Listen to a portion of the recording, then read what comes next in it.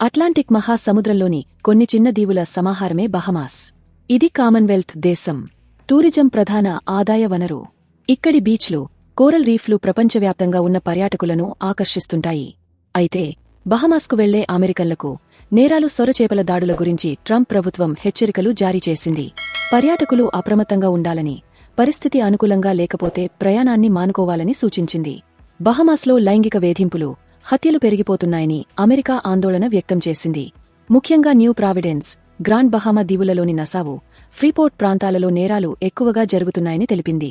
ఈ ప్రాంతాల్లోని హోటళ్లు కూడా సురక్షితం కాదని, వ్యక్తిగత భద్రత లేని ప్రదేశాల్లో ఉండకూడదని సూచించింది. సముద్రంలో సొరచేపల దాడులు కూడా ఎక్కువయ్యాయని, ఈతకు, బోటింగ్కు వెళ్లేవారు జాగ్రత్త వహించాలని హెచ్చరించింది. అయితే బహమాస్కు వెళ్లేటప్పుడు ఎటువంటి ఆయుధాలు తీసుకువెళ్లరాదని, అలా చేస్తే చట్టపరంగా నేరమని అమెరికా ప్రభుత్వం హెచ్చరించింది. నిబంధనలు అతిక్రమిస్తే విమానాశ్రయంలో కఠిన చర్యలు తీసుకుంటారని, అరెస్టు చేసి జైలు శిక్ష, జరిమానా విధిస్తారని తెలిపింది.